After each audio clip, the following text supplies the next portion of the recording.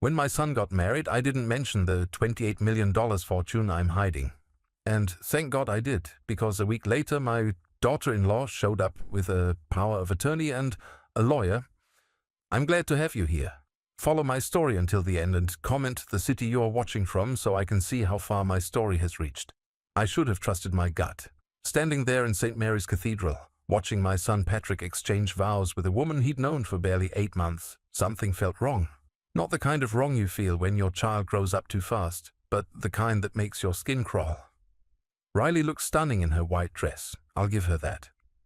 Blonde hair swept up in an elegant bun, blue eyes that sparkled just right in the church lighting. She was 32 to Patrick's 35, and she carried herself with the kind of confidence that usually comes with age and experience. Maybe too much experience. "Do you, Riley Elizabeth Morrison, take this man?"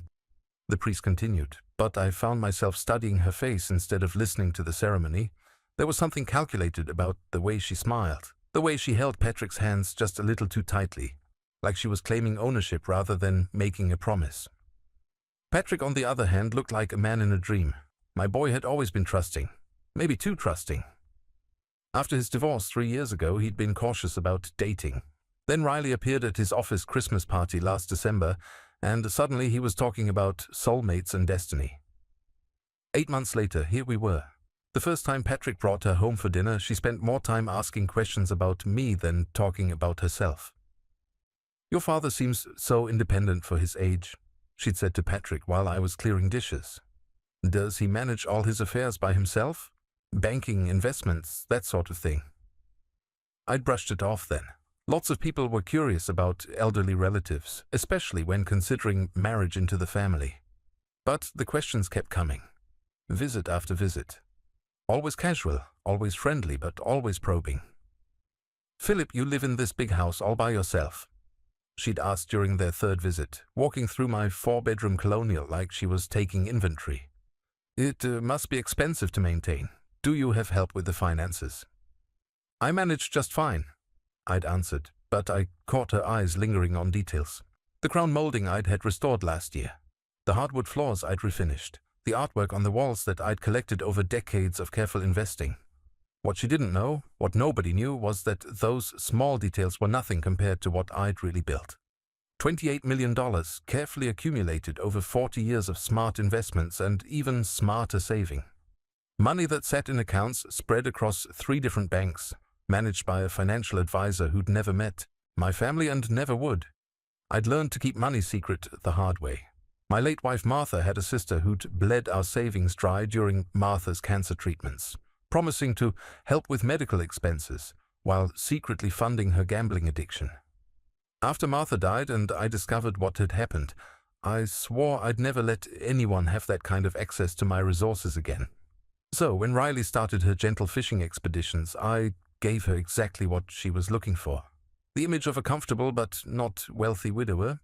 Someone worth investigating but not worth the major effort.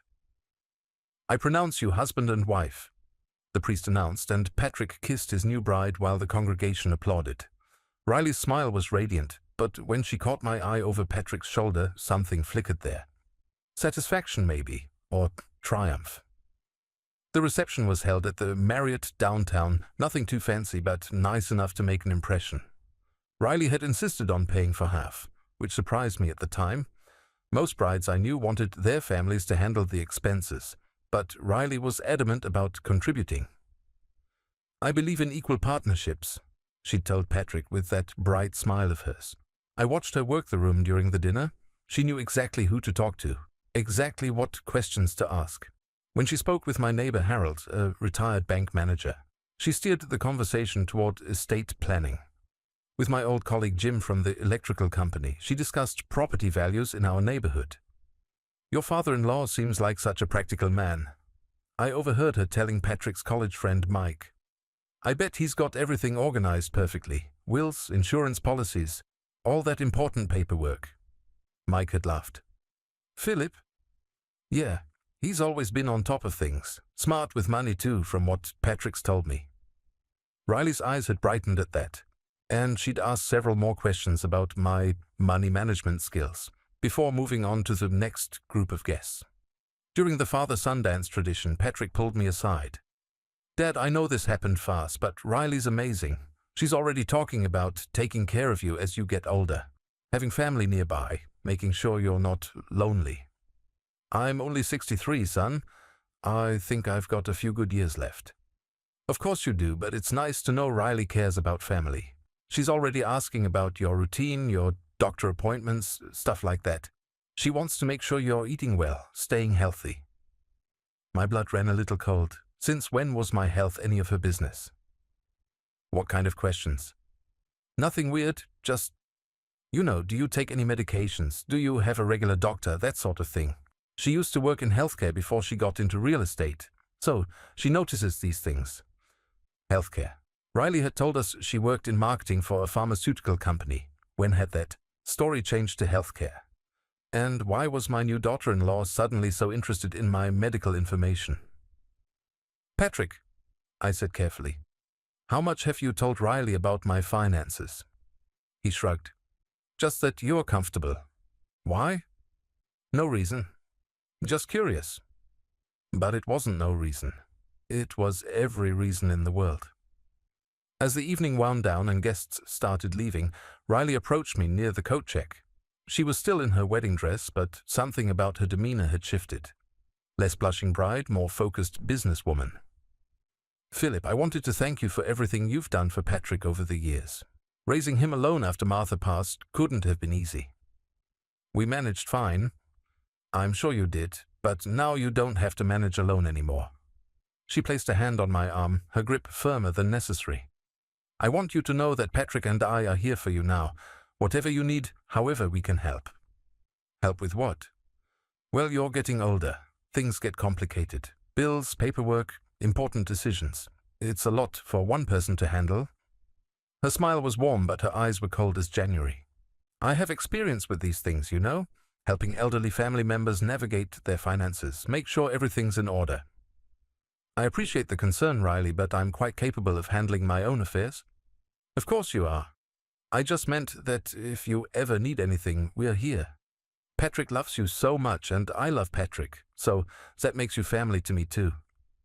She squeezed my arm again before walking away to find Patrick, leaving me standing there with a distinct feeling that I'd just been issued a warning disguised as an offer of help.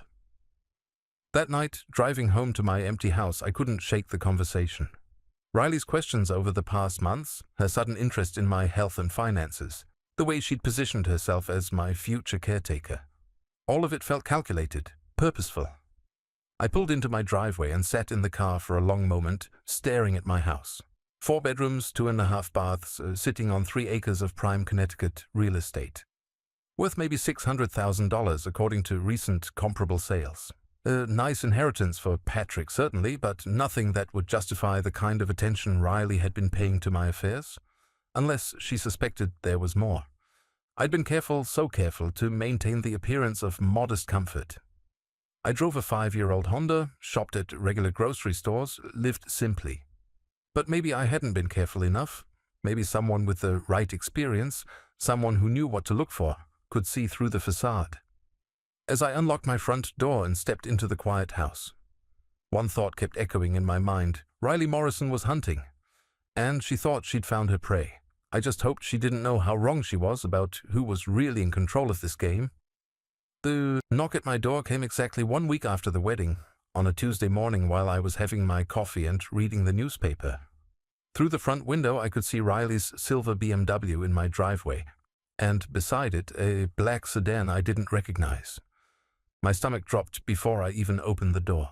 Riley stood on my porch wearing a navy business suit and a serious expression that was nothing like the bubbly bride from 7 days earlier. Behind her was a tall man in his 50s, carrying a leather briefcase and looking like he'd rather be anywhere else.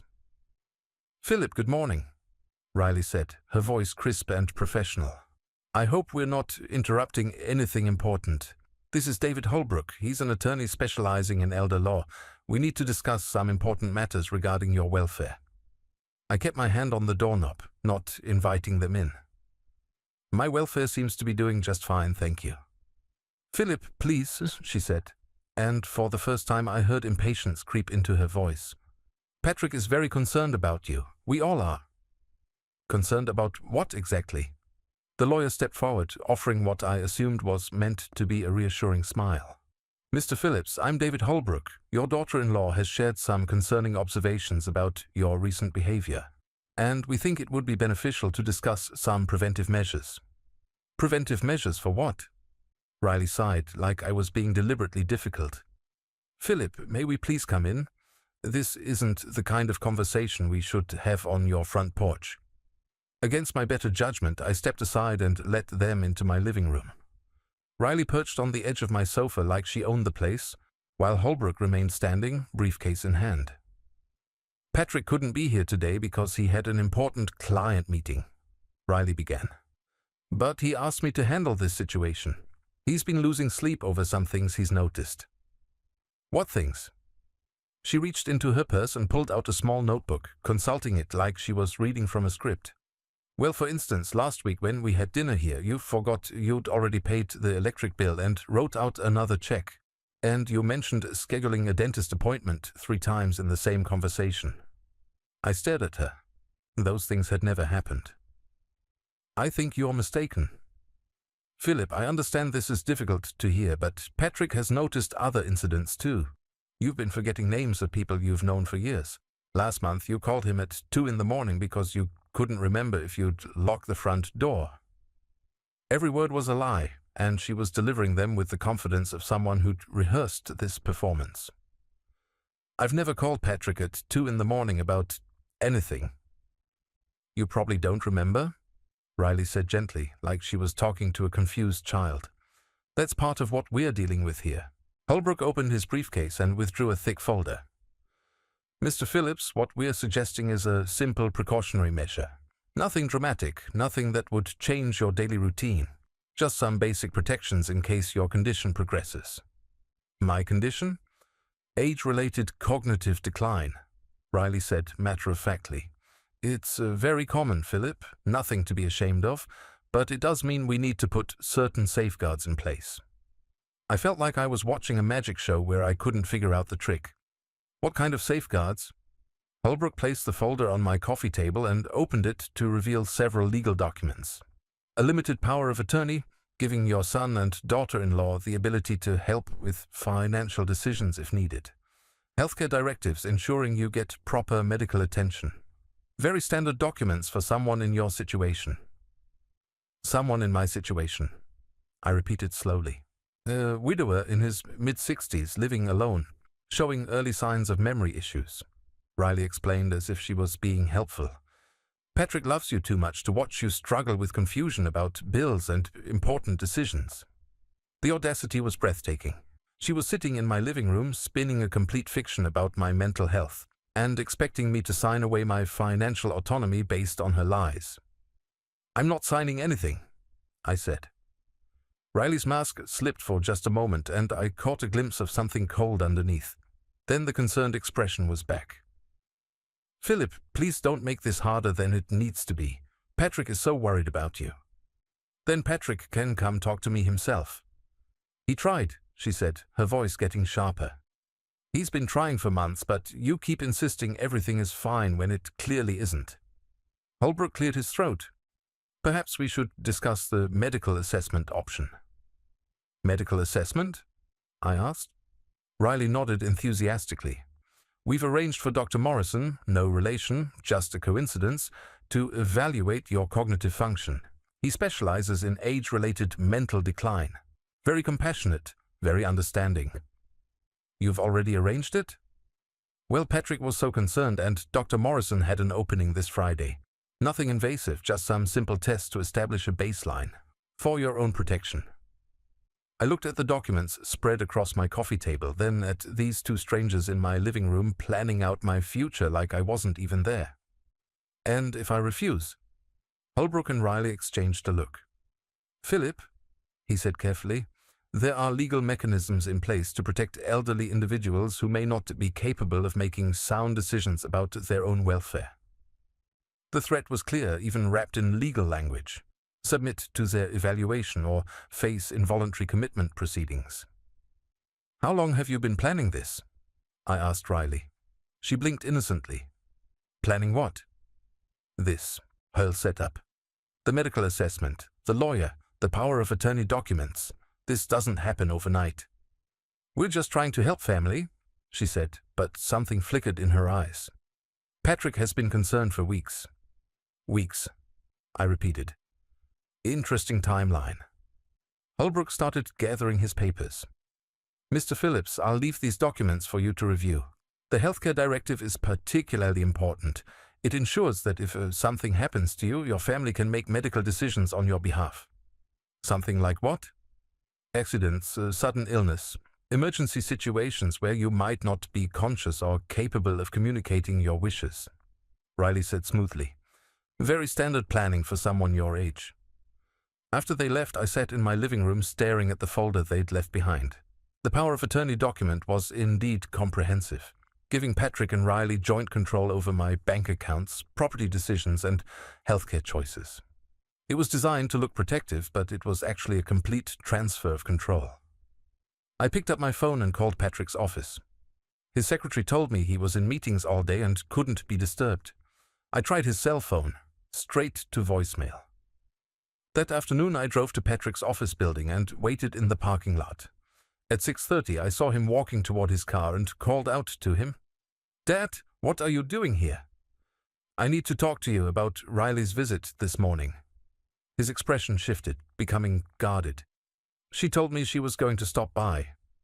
Patrick, she brought a lawyer. She's claiming I have memory problems, that you're concerned about my mental health. None of that is true. He sighed, looking uncomfortable. Dad, maybe we should go somewhere private to talk about this. I'm talking about it now. Have you been telling Riley that I'm forgetful? That I call you in the middle of the night? You have seemed a little off lately. Riley noticed it too. She's just trying to help. Off how? I don't know, just different. Less sharp than usual. And you did call me late that night about the door locks. I stared at my son, this man I'd raised, this person I thought I knew better than anyone in the world. Patrick, I have never called you about door locks. Not once in my entire life.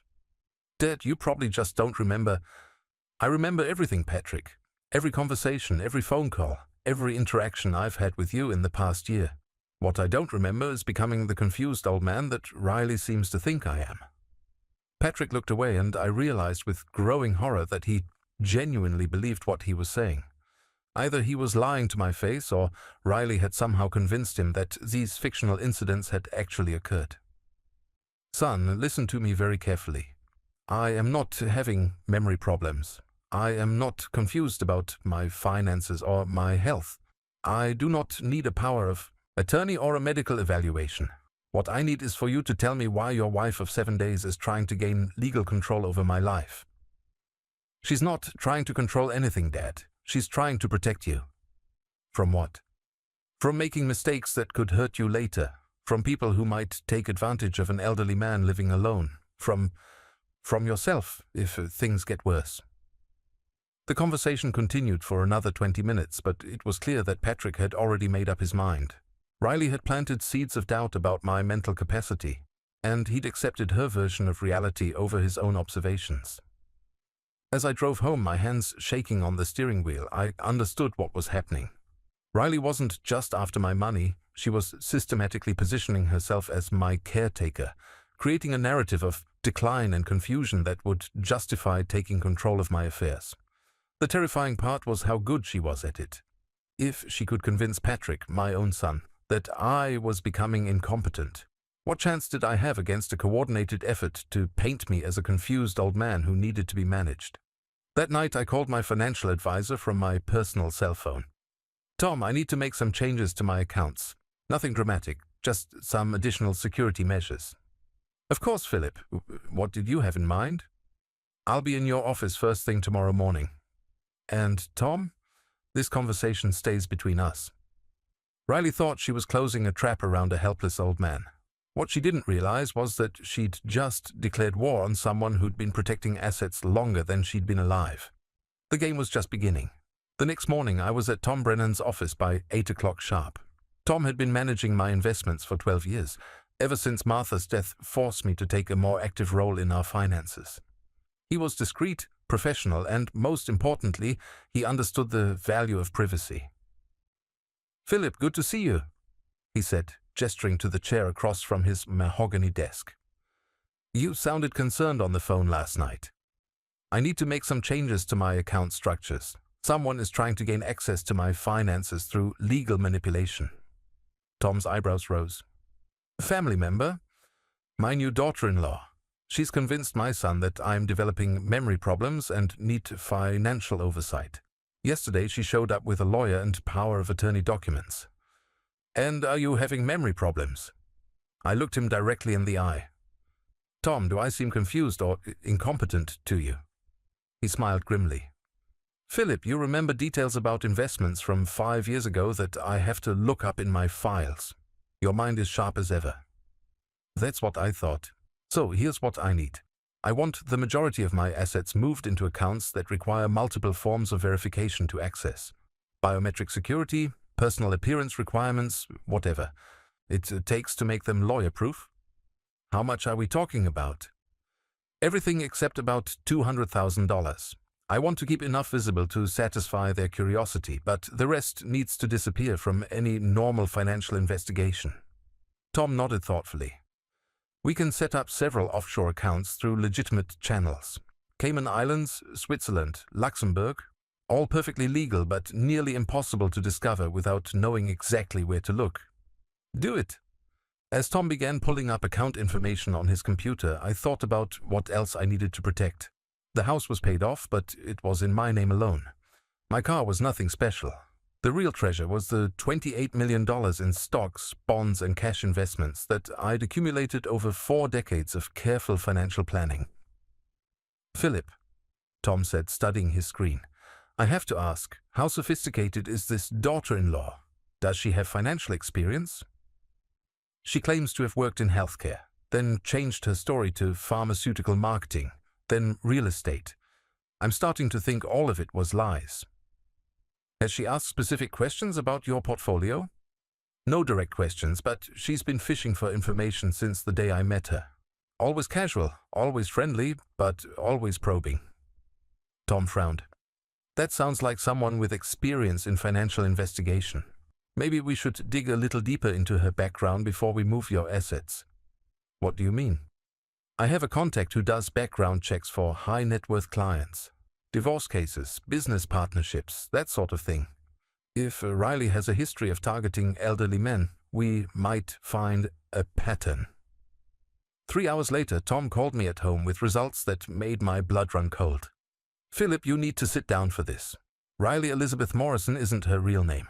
Her birth name is Rachel Ellen Morse, and she's been married 3 times before Patrick." I gripped the phone tighter. 3 times.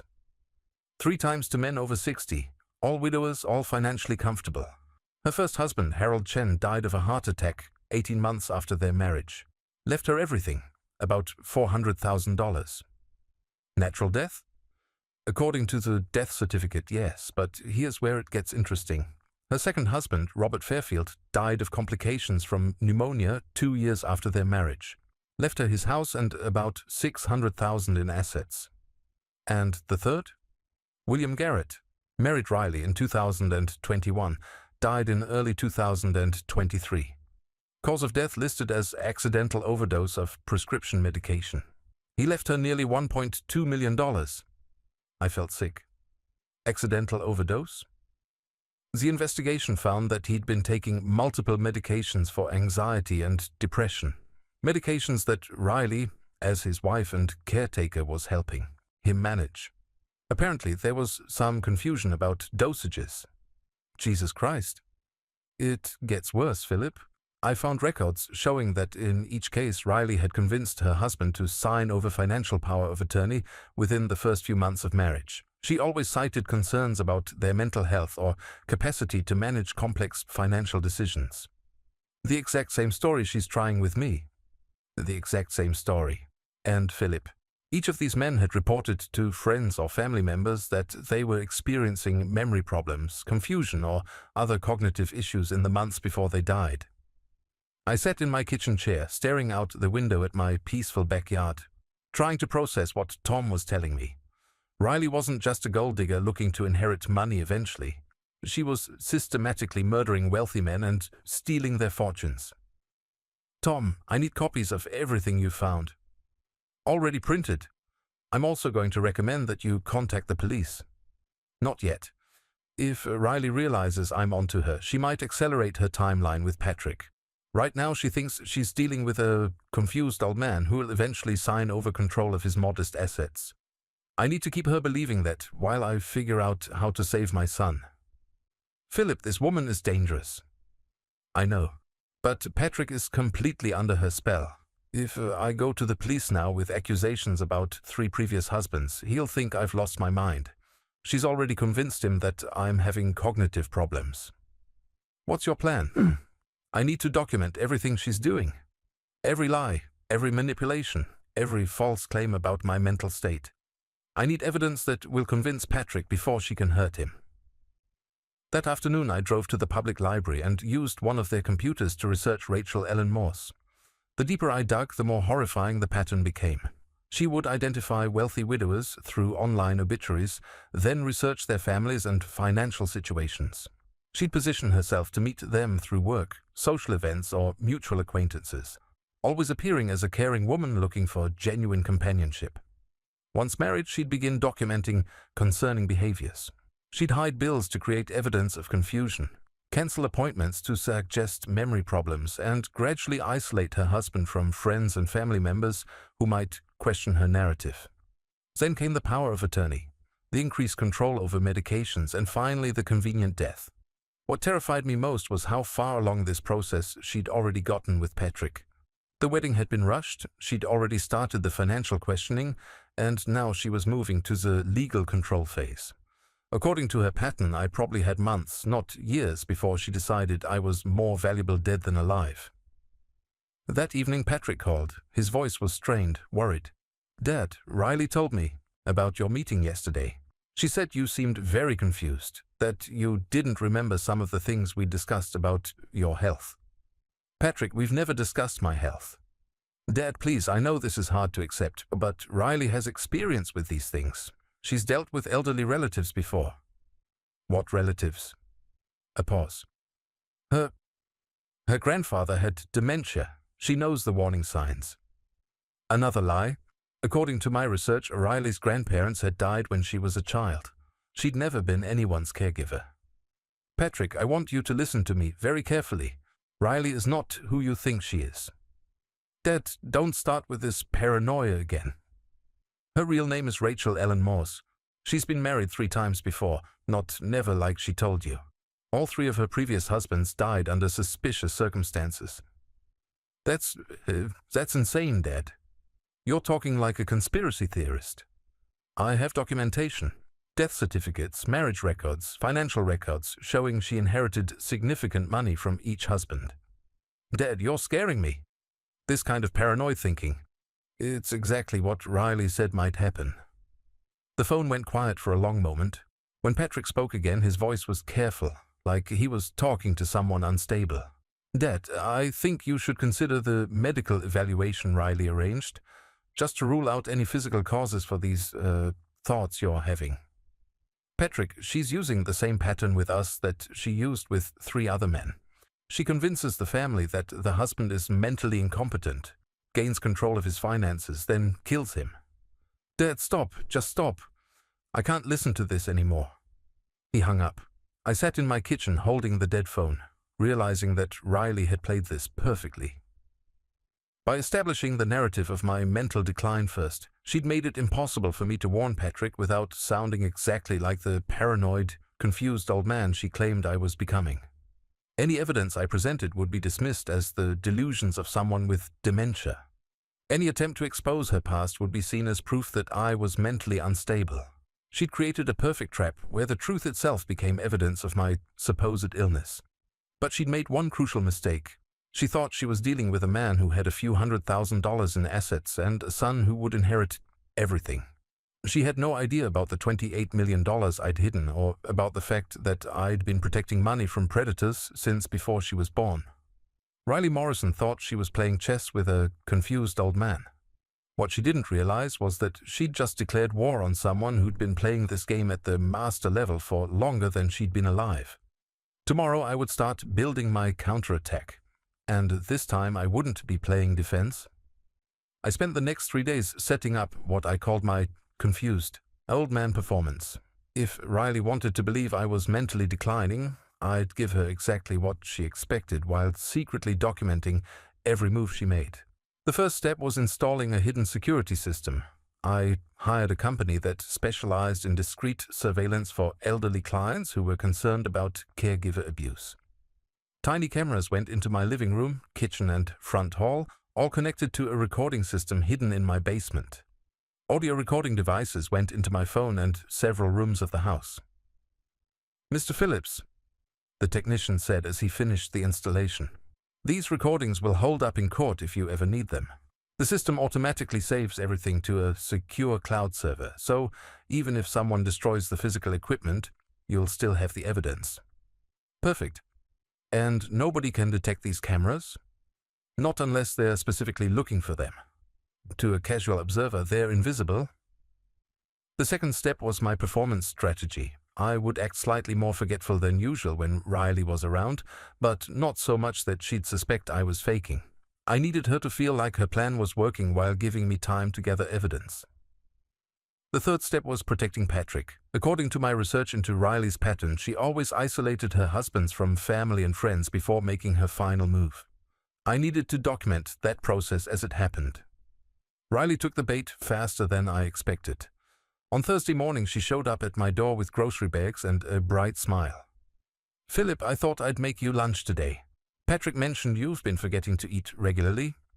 I let her in, playing the slightly befuddled character I'd decided to portray. "That's very thoughtful, Riley, but I eat just fine." "I'm sure you do, but sometimes when we're dealing with stress or confusion, our routines get disrupted." She moved into my kitchen like she owned it, unpacking ingredients and setting up to cook. "Patrick is so worried about you. He barely slept last night." "Worried about what?" "Your phone call yesterday, when you started talking about my previous marriages and other strange ideas." "Philip, honey, I've only been married once before, to my college boyfriend. That was over 10 years ago." The lie rolled off her tongue so smoothly that for a moment I almost questioned my own research. But the cameras were recording, and I had the documentation to prove she was lying. "I could have sworn I read something," I said, letting my voice trail off uncertainly. "Sometimes our minds play tricks on us," she said gently, stirring something on my stove. "It's nothing to be ashamed of. My grandfather went through the same thing before he passed." "Your grandfather?" "He started having these elaborate fantasies about people trying to steal from him. It was heartbreaking, but we got him the help he needed." Another lie. I watched her cook in my kitchen, marveling at how effortlessly she constructed her false narrative. She was building the foundation for having me declared incompetent, one fictional anecdote at a time. "What kind of help?" "Oh, medical evaluation, some medication to help with the anxiety and confusion. A nice facility where he could be properly cared for." She turned to smile at me. "But let's not worry about that now. I'm making your favorite soup." "How do you know what my favorite soup is?" "Patrick told me." "Chicken and dumplings, right?" She was wrong. I hated chicken and dumplings, but I nodded anyway. "That sounds wonderful." Over lunch, she continued probing for information about my finances, but more aggressively than before. "Philip, have you given any thought to the power of attorney documents David Holbrook left? It really would make things easier for everyone." "I'm still considering it. While I'm here, maybe I could help you organize your important papers. Bills, bank statements, insurance policies. Sometimes when our minds are a little foggy, paperwork can pile up and become overwhelming." "That's very kind, but I keep everything organized." "I'm sure you try to, but Patrick mentioned he noticed some bills sitting on your counter for weeks. And didn't you mention having trouble remembering which accounts you use for different expenses?" More lies. My bills were paid automatically, and I'd never discussed my accounts with Patrick. But Riley was building a case for my supposed confusion, creating evidence of problems that didn't exist. "Maybe you could show me your system," she continued. Just so I understand how you like to keep things in case Patrick and I ever need to help in an emergency." "What kind of emergency?" "Oh, if you had a fall or ended up in the hospital. Someone would need to make sure your bills got paid, your insurance was handled, that sort of thing." I showed her my filing cabinet, but only the drawers containing household bills and insurance documents. Nothing about investments or major assets. She spent 20 minutes going through my files, and I could see her frustration growing as she found everything perfectly organized and up to date. "You seem to have everything under control here," she admitted reluctantly. "I try to stay on top of things." "But what about your bank accounts? Do you keep those statements organized too?" "Just the household checking account. Nothing complicated." "What bank do you use?" I told her about my local checking account, the one I used for groceries and utilities, the account that held maybe $5,000 on any given day. She made a mental note, probably planning to investigate how much money was really there. After she left, I called Tom Brennan. "Tom, she's moving faster than I expected. Today she was in my house, going through my files, asking direct questions about bank accounts." "Did she find anything significant?" "No, but she's building a case for my supposed incompetence, creating stories about missed bills and confused conversations that never happened." "Philip, I've been thinking about this situation, and I'm concerned about something else. Have you considered that she might try to harm Patrick if he becomes inconvenient to her plans?" The thought hit me like a punch to the stomach. "What do you mean?" "Think about it. She can't inherit anything from you directly. Patrick is your heir.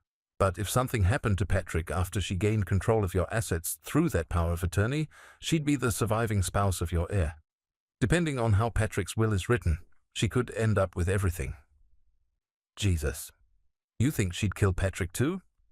"I think she's killed 3 men for money, and she's not going to let one more life stand between her and $28 million. That afternoon I drove to Patrick's apartment building and waited in the parking lot until he came home from work.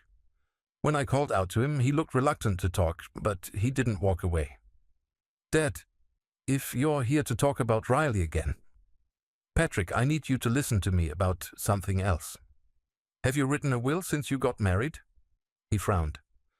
"Actually, yes. Riley suggested we both update our wills since we're married now. She found a lawyer who specializes in estate planning." My heart sank. "What lawyer?" "David Holbrook. The same one who came to see you about the power of attorney." "Patrick, what does your new will say?" "The standard stuff. Everything goes to my spouse if I die, and if we both die, it goes to charity." "What charity?" "Some foundation Riley is involved with. Something about helping elderly people." I felt sick. Riley had already positioned herself to inherit everything if Patrick died. She'd used the same lawyer who was trying to get control of my assets. The trap was even more sophisticated than I'd realized. "Son, do you remember when we used to go fishing when you were a kid, out on Lake Candlewood?" "Of course. What does that have to do with anything?" "Do you remember what I taught you about fishing? About how to tell when something was trying to steal your bait?" Patrick's expression softened slightly. "You said to watch the line carefully, that sometimes the fish would nibble around the edges before taking the hook, and if you weren't paying attention, they'd steal everything and swim away." "That's right. And what did I tell you to do when you suspected something was stealing your bait?" "Set the hook hard and fast before they could escape." I looked at my son, this man I'd raised to be honest and trusting, and realized that his trusting nature was going to get him killed.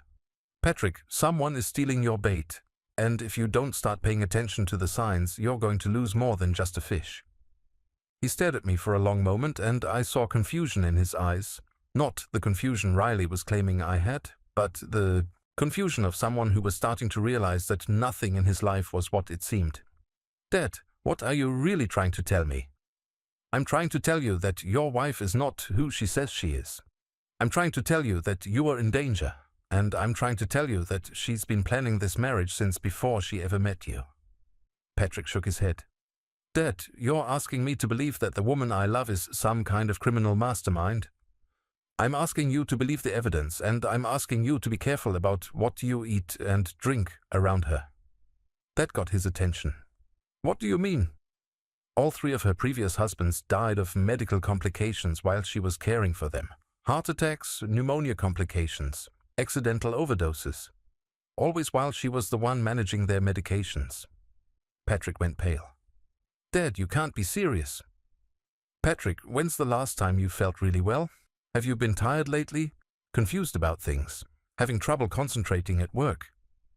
The color drained from his face completely. How did you know about that? Because it's part of her pattern. She drugs her husbands to make them weak and confused, then claims they have health problems that require her care. It makes the eventual death look natural. Patrick leaned against his car, looking like he might be sick. Dad, this is insane. Riley brings me tea every morning before work. She makes my lunch. She's been so caring. What's in the tea, Patrick? Just tea. With honey. She says it helps with stress. And how do you feel after drinking it? Patrick stared at me, and I could see the pieces clicking into place in his mind. The morning fatigue he'd been attributing to wedding stress. The afternoon brain fog that made it hard to concentrate at work. The way he'd been feeling disconnected from his friends and family. Oh God, he whispered. Oh God, what has she been doing to me? For the first time since this nightmare began, I felt a spark of hope. Patrick was finally starting to see the truth, but we were running out of time and Riley was more dangerous than ever.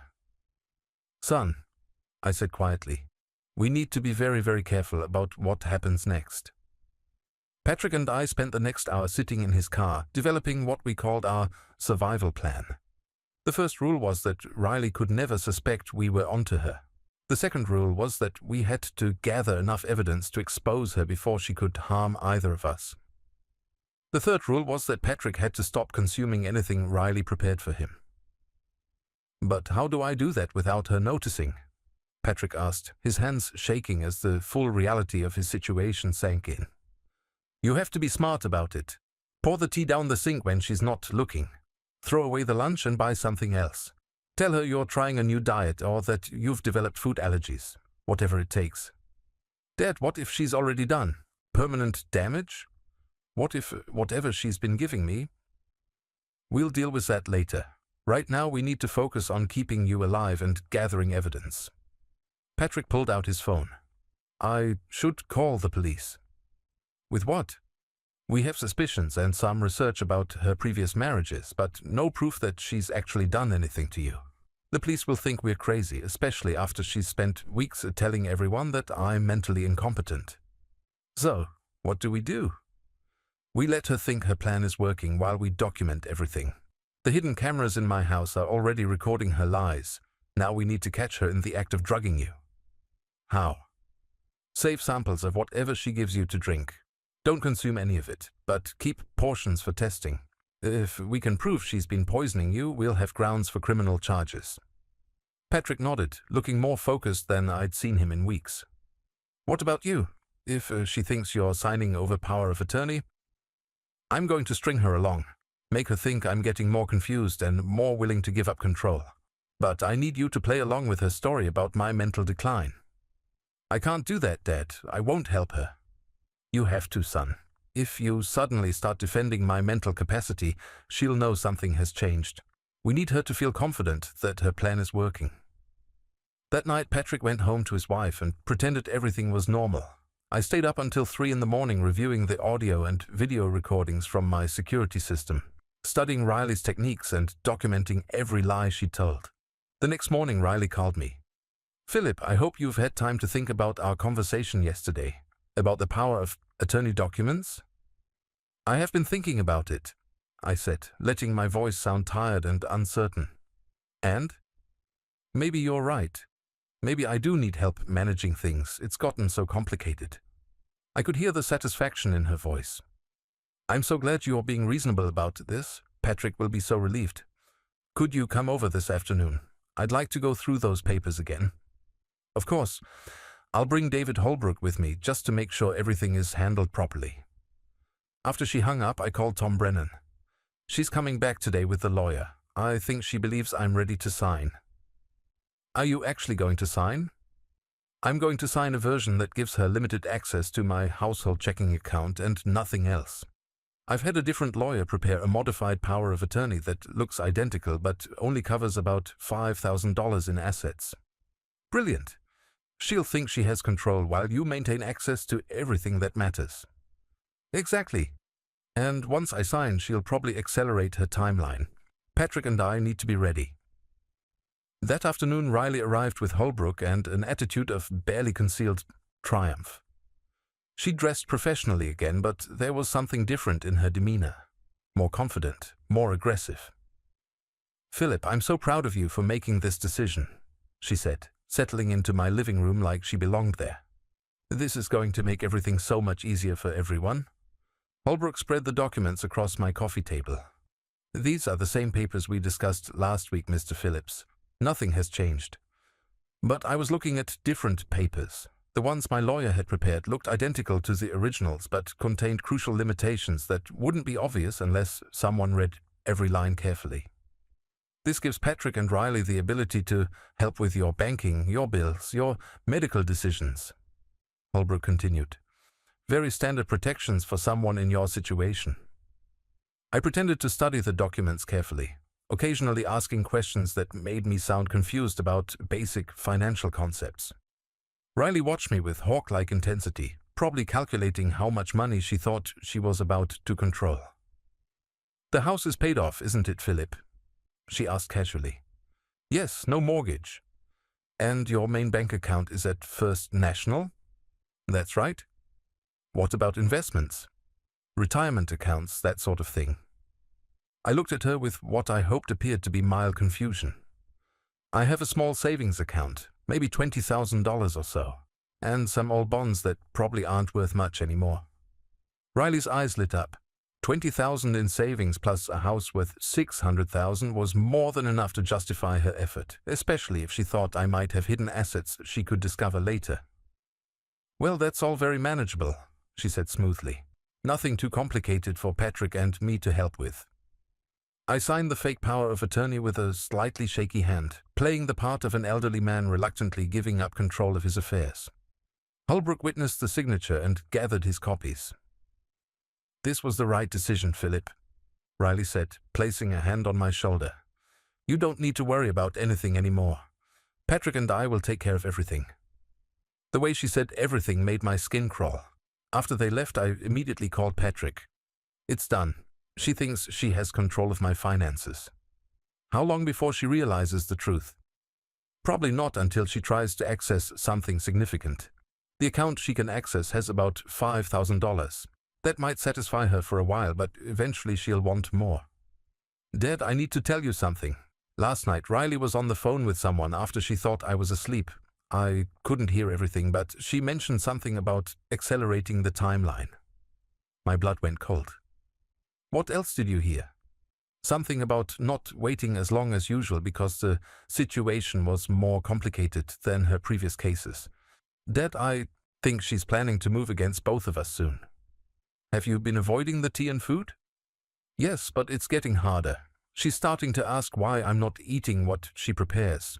This morning she insisted on watching me drink the tea." "What did you do?" "I pretended to drink it, but only took tiny sips.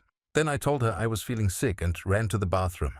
I spit out what I could and flushed the rest down the toilet." "Good thinking. But Patrick, if she's getting suspicious—" "I know. Dad, I saved some of yesterday's tea in a small bottle. I want to have it tested." "Do that immediately. And Patrick? I think you should consider staying somewhere else tonight." "I can't just leave. She'll know something's wrong." "Then be very, very careful about what you consume, and keep your phone with you at all times."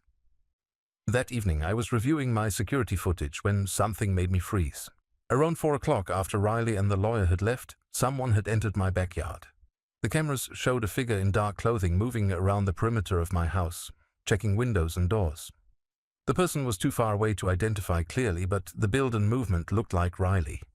She'd come back to case my house, probably planning some kind of break-in or emergency that would require her to take immediate control of my affairs. I called Patrick immediately. "She's planning something for tonight. I have footage of someone checking my house this afternoon." "Dad, you need to get out of there." "No, If I disappear, she'll know we're onto her. But I'm going to be ready for whatever she's planning. I spent the evening preparing. I moved my most important documents to a safe deposit box. I made sure my security system was recording everything. I put a baseball bat beside my bed and my cell phone on speed dial to 911. At 2:15 in the morning, I heard the sound of breaking glass from my kitchen.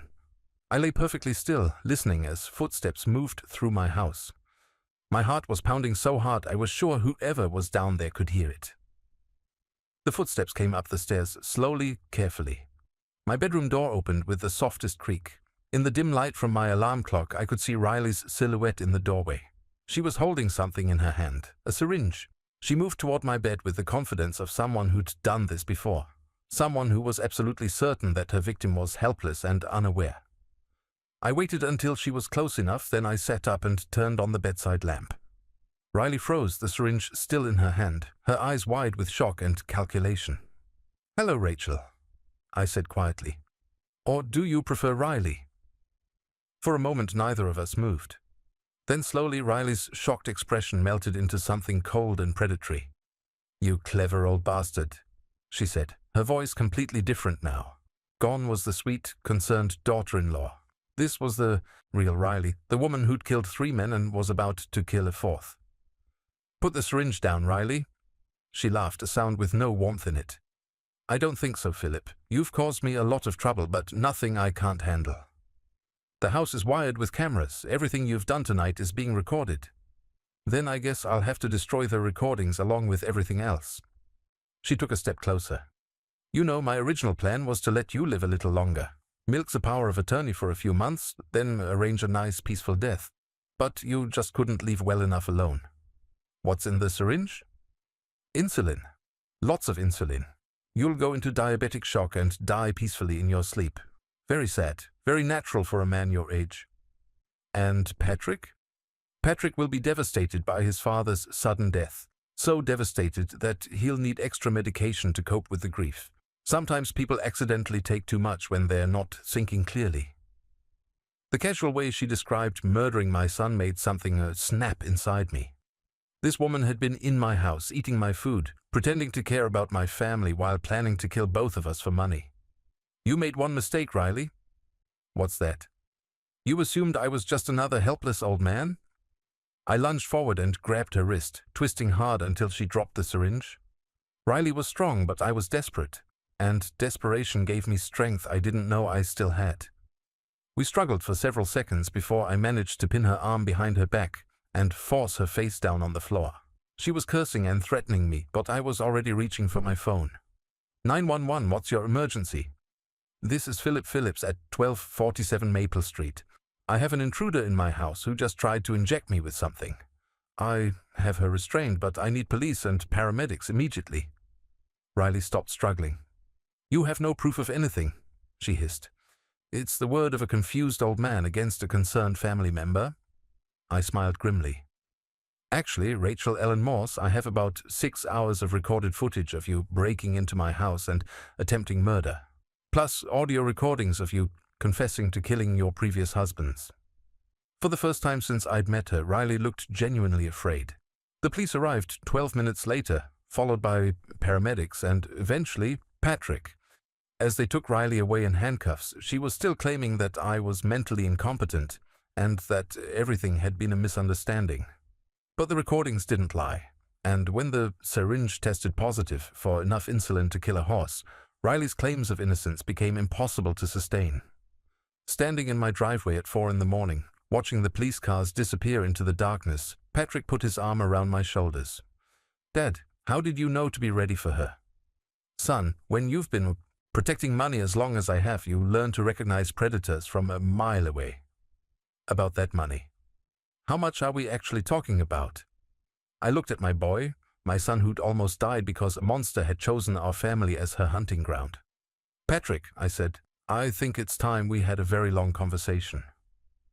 3 months later, Patrick and I sat in Tom Brennan's office for what he'd called the financial disclosure meeting. Riley, or Rachel as we now knew her real name, was awaiting trial for attempted murder, conspiracy and fraud. The investigation into her previous husband's deaths had been reopened. and prosecutors were confident they had enough evidence to put her away for life. Patrick had recovered from whatever she'd been poisoning him with, though it had taken weeks of medical testing to confirm that no permanent damage had been done. The doctor said he'd been receiving small doses of a combination of sedatives and anti-anxiety medications that had kept him in a constant state of mental fog. The scariest part, Patrick had told me, is how normal it felt while it was happening. I just thought I was stressed from the wedding and adjusting to married life. I never suspected that someone was drugging me. Now sitting across from Tom's mahogany desk, Patrick was about to learn the truth about what Riley had really been after. "Patrick," Tom began, "your father has asked me to explain the full scope of his financial situation. What I'm about to tell you may come as quite a shock." Patrick looked at me, then back at Tom. "How much of a shock?" "Your father is worth approximately $28 million. Patrick's face went completely blank. "I'm sorry, what?" $28 million, Tom repeated. "Accumulated over 40 years of careful investing, smart financial planning, and extremely disciplined saving." Patrick turned to stare at me. "Dad, you've been driving a 5-year-old Honda and shopping with coupons. Appearances matter, son. The more people think you have, the more they want to take from you. I learned that lesson the hard way after your mother died." Tom pulled out a thick folder and began spreading documents across his desk. "Your father's assets are currently divided among several investment accounts, real estate holdings, and a diversified stock portfolio. Everything has been managed conservatively with a focus on long-term growth and protection from exactly the kind of predator who targeted your family." Patrick picked up one of the bank statements, studying the numbers like he was trying to solve a puzzle. "Dad, this account alone has more money than I make in 10 years. "And that's one of the smaller ones," I said. "Why didn't you tell me? All these years I've been worried about you living on a fixed income, managing on Social Security." "Because I needed you to see me as a regular person, not as a source of money. I wanted our relationship to be genuine, based on love and family, not on what you might inherit someday." Patrick set down the bank statement and looked at me with an expression I couldn't quite read. "Dad, Riley almost killed both of us for money you didn't even need to hide. We could have just told her you were broke."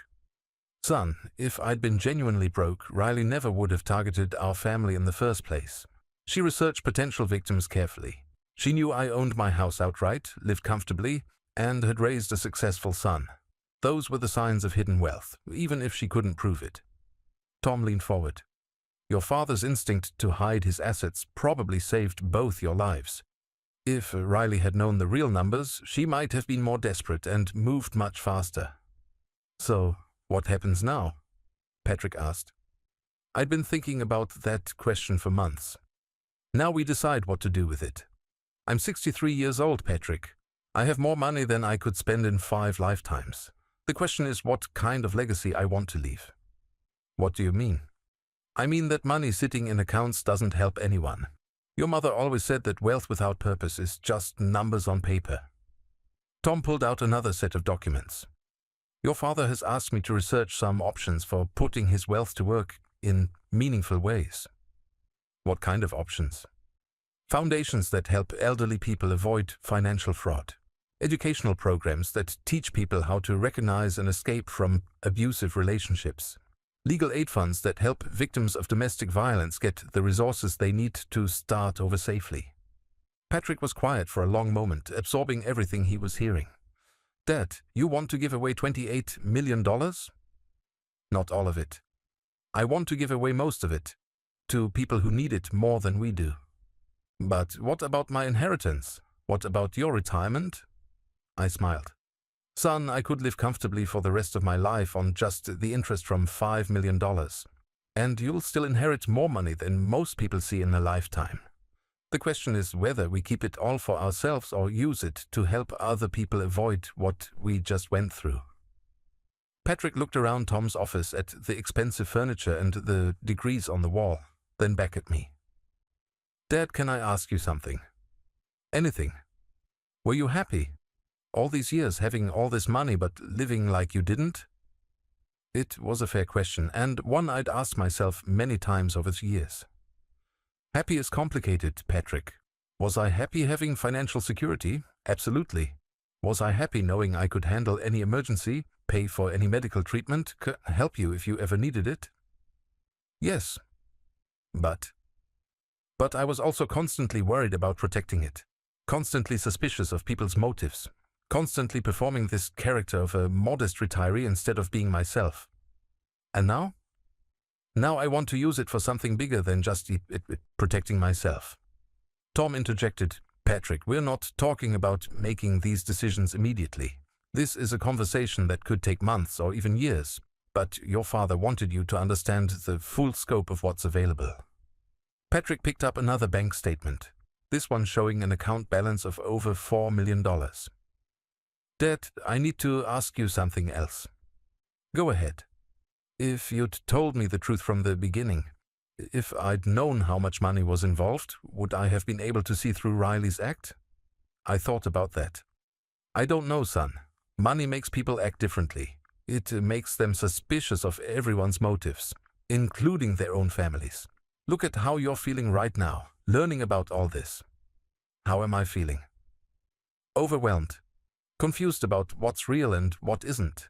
Wondering if other people in your life know about the money and have hidden motives. Patrick nodded slowly. You're right. I am wondering about that. That's why I kept it secret. Not because I didn't trust you, but because I didn't want money to poison your relationships the way it had mine. But it almost got us killed. Yes, it did. And I'll have to live with that responsibility for the rest of my life. We spent the next 2 hours going through the details of my financial situation. Patrick asked thoughtful questions about investment strategies, tax implications, and legal protections. By the end of the meeting, he seemed more comfortable with the information, though still somewhat stunned by the scope of it all. Driving home in my Honda, which I decided to keep despite Patrick's suggestion that I could afford something better, I felt lighter than I had in years. The secret was finally out. The money was no longer a burden I carried alone. Dad, Patrick said as we pulled into my driveway, I want you to know something. What's that? I'm proud of you, not for having the money, but for what you did with it, for protecting it, for protecting us, for being smart enough to see through Riley when I couldn't. Thank you, son. And I want to help you figure out how to give it away. If we're going to do something meaningful with this wealth, I want to be part of that decision. I looked at my son, this man who'd almost died because a predator had targeted our family, and I felt something I hadn't experienced in years, complete peace about my financial situation. Patrick, there's something else we need to discuss. What? Your divorce from Riley. Given what we know about her, and given what we now know about my assets, we need to make sure she can never make any claim to this money, no matter what happens with the criminal trial. Already handled, Patrick said with a grin. My lawyer filed papers last week. Fraud and attempted murder are pretty solid grounds for voiding a marriage. Good thinking. I learned from the best. 6 months later, Patrick and I established the Martha Phillips Foundation for Financial Safety, named after my late wife who'd been victimized by predators herself. The foundation provides legal aid, education, and support for elderly people who are targeted by financial predators. Riley was convicted on all charges and sentenced to life in prison without the possibility of parole. The investigation into her previous husband's deaths resulted in 3 additional murder convictions. She would never hurt another family. I kept $5 million for myself, which generates enough income to live very comfortably for the rest of my life.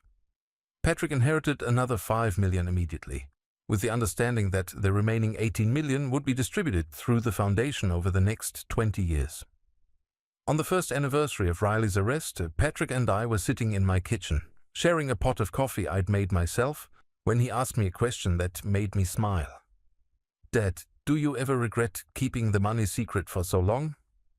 I thought about the question while I sipped my coffee. You know, son, I spent 40 years protecting money from people who wanted to steal it. But the thing I learned from this whole experience is that money can't protect you from people who want to hurt you. Only family can do that. And the money was never what mattered. What mattered was that when Riley tried to destroy our family, we chose to trust each other instead of trusting her. We chose to fight for each other instead of fighting over money. Patrick raised his coffee cup in a mock toast. To fighting for each other. To fighting for each other, I agreed. Outside my kitchen window, I could see the garden that Martha had planted 30 years ago, still blooming every spring despite the fact that she was gone. Some things endure not because they are protected, but because they are nurtured by love. The money would eventually be gone, distributed to people who needed it more than we did. But the family Patrick and I had rebuilt from the wreckage of Riley's betrayal, that would last forever. And for the first time in 20 years, I was sleeping through the night without worrying about protecting anything except the people I loved.